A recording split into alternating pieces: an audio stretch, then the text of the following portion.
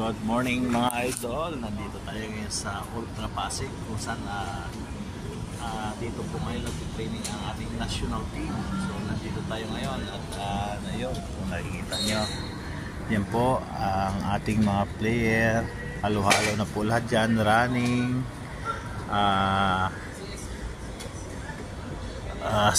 pati kasama na rin yung training, yung mga swimming, lahat-lahat, saka yung mga PWD natin andito na rin, nagte-training lahat sila.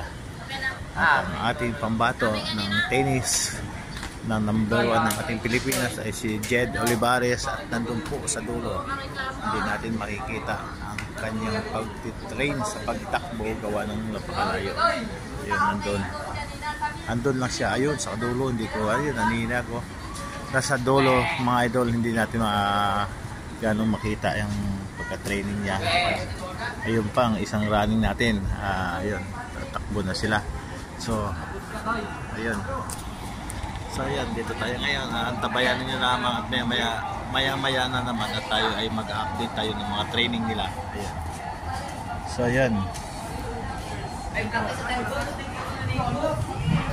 national team training dito sa Ultra Pasig mga idol. Ayan.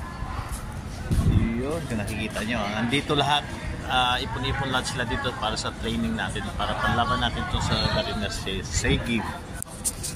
At ang pagkakalam ko, Malaysia na yata gaganapin ang Segi ngayon. Mga tumatakbo, ayan sila, ayan, tatakbo sila. Matitibay yan, mga matitikas mga idol. So yun, yun lamang ang aking update mamaya na naman, at ako'y may pupuntan lang sa dito. Bye.